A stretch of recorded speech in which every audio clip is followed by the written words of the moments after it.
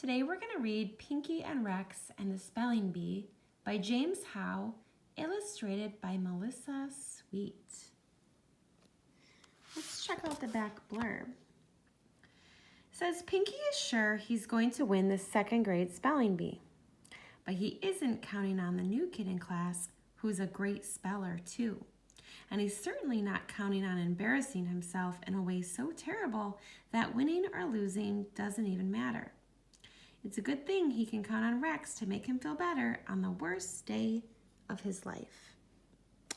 Let's check out the table of contents.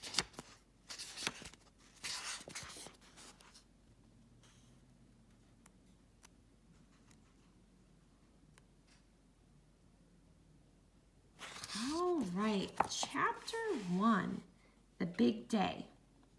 Pinky could hardly believe it. The big day had arrived at last. Slow down, Rex said. Why are you walking so fast? I can't wait to get to school, said Pinky. I've been getting ready all week. Rex stopped walking. Getting ready for what? She asked. She didn't remember anything about there being a big test that day. The spelling bee, said Pinky. I love spelling bees.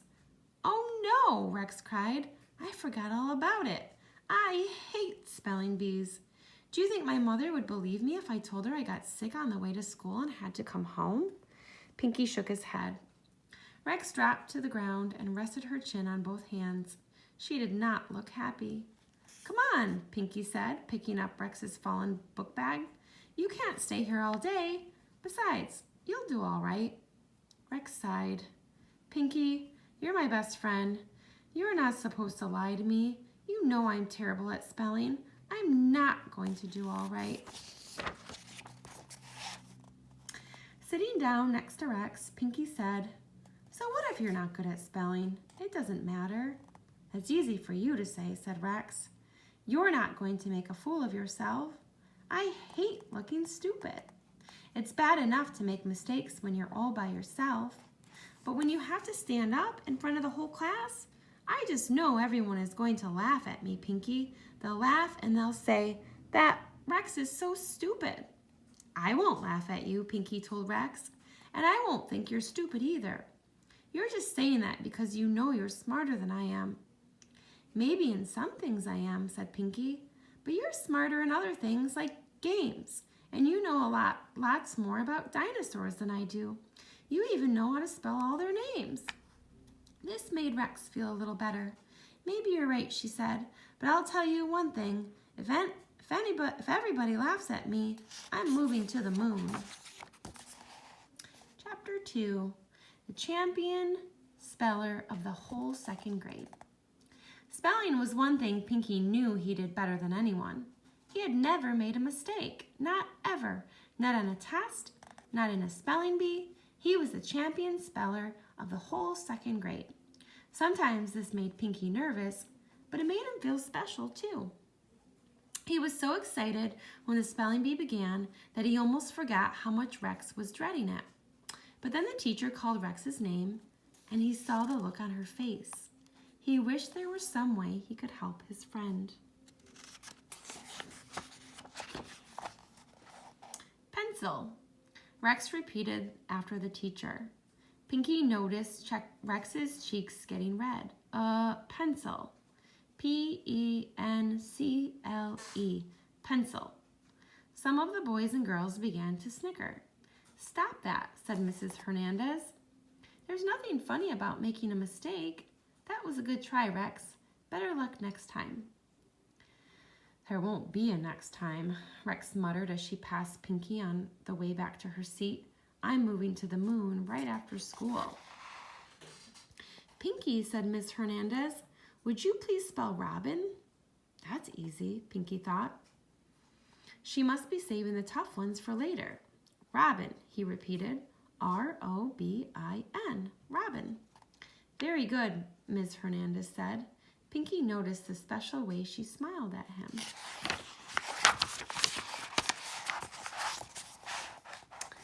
After 20 minutes, there were only 6 children left in the spelling bee. Pinky looked up and down the line. He wasn't worried about Tanya or Marcy or Trevor or Ben. They were good spellers, but they weren't great spellers. However, at the far end of the line was a new boy named Anthony. He had been in Pinky's class for only a couple of weeks. Pinky hadn't thought he was all that smart, but now he began to wonder. Ms. Hernandez had given Anthony some pretty tough words, and Anthony had spelled each one correctly right away. Pinky was beginning to worry. Lunch, he heard Ms. Hernandez say. Lunch, said Pinky. Lunch. Lunch. He heard the class laughing. Had he spelled it wrong? Ms. Hernandez was laughing too. No, Pinky, the teacher said, giving Pinky that special smile again. I meant that it's time for lunch. We'll continue the spelling bee when we get back from the cafeteria. Chapter 3, Nervous Pinky. The cafeteria was the noisiest room in the school. But even with all the first graders and all the second graders eating and talking and laughing at the same time, Pinky hardly heard a thing. Earth to Pinky, said Rex. Huh? Pinky looked up. You haven't eaten anything, Rex pointed out. Aren't you hungry? Pinky shook his head. His peanut butter sandwich was untouched. He hadn't even opened his bag of potato chips. All he had for lunch were 3 cartons of milk and 2 glasses of juice. Being nervous made Pinky very thirsty. If you're not going to eat that sandwich, he heard someone say, I'll take it. My mom packed, yuck, cold meatloaf. Trevor was leaning halfway across the table. Here, said Pinky, you can have the potato chips too. Cool, Trevor said. Are you worried about the spelling bee? Rex asked. Pinky nodded. Maybe a little, he admitted. It's that new kid, Anthony. What if he beats me, Rex? So what if he does, said Rex with a shrug. You know what you told me. It doesn't matter. But everyone will laugh at me, and I won't be the champion speller of the whole second grade anymore. Everyone laughed at me, Rex said. I got over it, didn't I? Besides, I'd still be your friend even if you're not the champion speller. Pinky gave Rex a weak smile. I know that, he said, but I really want to win. If I lose that spelling bee, it will be the worst thing that ever happened to me. I can think of lots of worse things than losing a spelling bee, said Rex. But Pinky wasn't listening. He was on his way back to the cafeteria line for another carton of milk. Chapter 4, The Worst Thing That Ever Happened.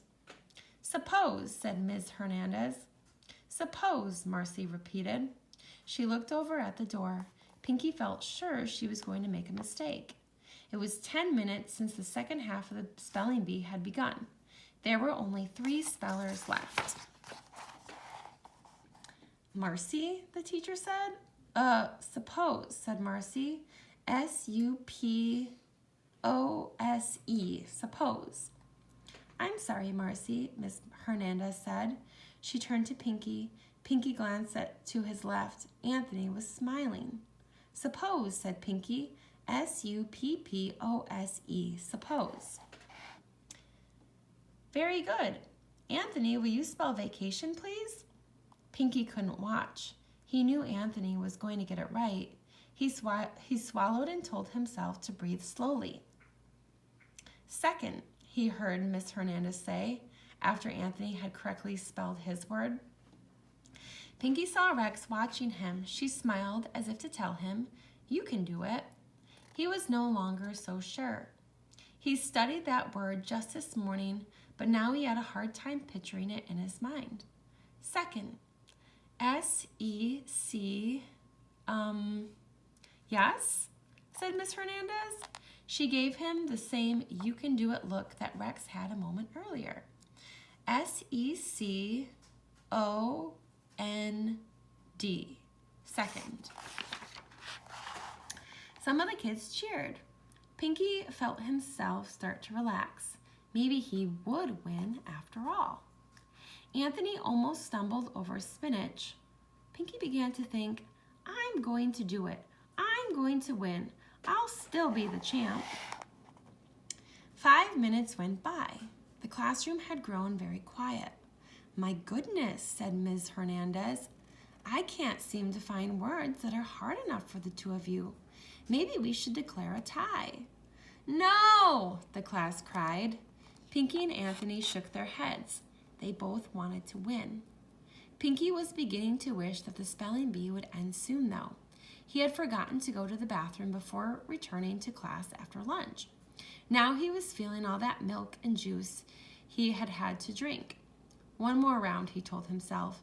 I'll beat him in the next round, and then after we sit down, I'll raise my hand and ask to go to the bathroom.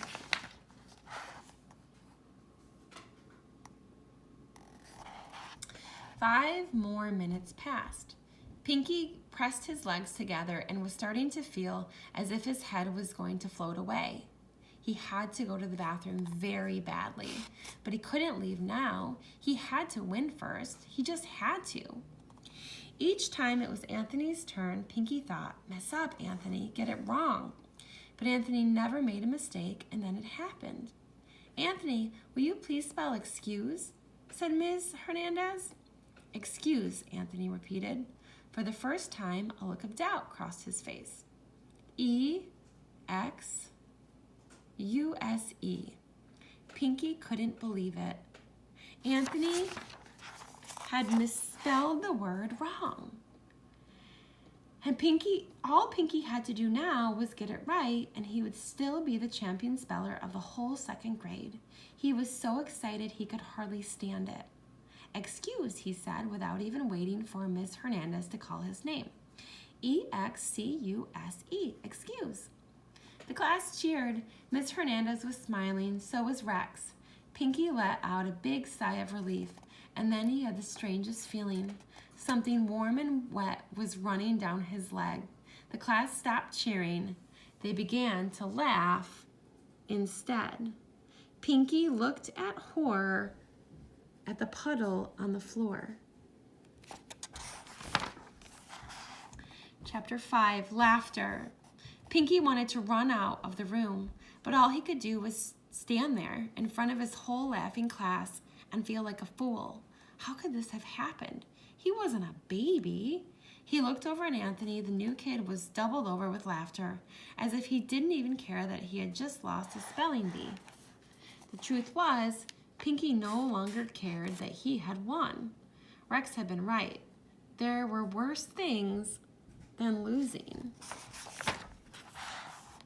Ms. Hernandez waited patiently for the laughter to die down. All right, boys and girls, she said, that's enough. I think we've gotten the giggles out of our system now. Pinky peed, someone shouted, making everyone burst out, laughing all over again. The teacher came over to Pinky and Anthony. Sit down, she said softly to Anthony. Then to Pinky she whispered, these things happen, Pinky. I know it's hard not to be embarrassed, but it isn't the end of the world. I'll get some paper towel. Do you have a pair of gym pants with you? Pinky nodded. Let's quiet down, everyone, Ms. Hernandez says, turning back to the class. Ben, would you go with Pinky to the bathroom so he can change his pants? And I see no reason for any more laughter. I know it seemed funny to you that Pinky wet his pants, but he was very excited about winning the spelling bee and had an accident. That's all. I'm sure every one of you has been so nervous or excited at one time or another that you suddenly had to pee very badly. Ms. Hernandez said pee, Trevor whispered. Some of the boys laughed into their hands. Maybe you were luckier than Pinky and made it to the bathroom in time, but the same thing could have happened to you. Here's something else to think about. Pinky is still the champion. Good work, Pinky. Pinky looked up to see Ms. Hernandez giving him that smile of hers, but it didn't make him feel special this time. All he felt was something stinging his eyes. When he realized what it was, he ran out of the room before he made even more of a fool of himself by letting everyone see him cry. Chapter 6, The Long Walk Home. Most of the time, Pinky was more of a talker than Rex, But today Rex chattered the whole way home. She talked about what she hoped she was going to have for dinner that night and about the dinosaur puzzle her uncle and aunt had sent her that had over 700 pieces, and about a TV commercial she'd seen with a singing dog, and she couldn't figure out how they did it because it really looked as if the dog could sing. She never mentioned anything about lunch or the new kid Anthony or Ms. Hernandez, and she made extra sure she didn't say a word about spelling bees.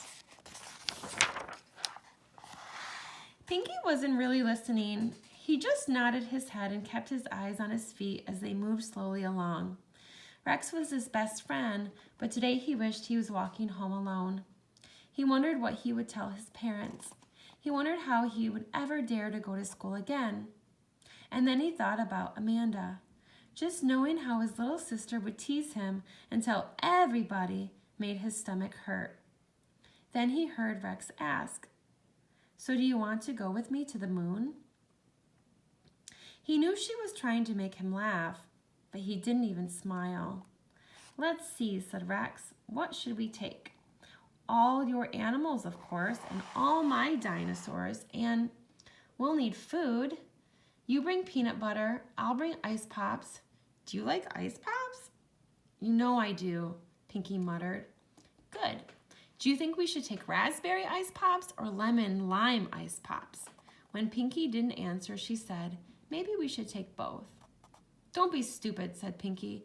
"Ice pops will melt before we get to the moon." "Oh yeah, I guess I am stupid." Pinky looked at Rex. "No, you're not," he said. "I didn't mean it like that." "Maybe I am sometimes," she said.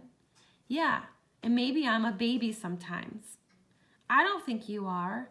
And you know what, Pinky? I didn't laugh at you today. I felt bad when that happened."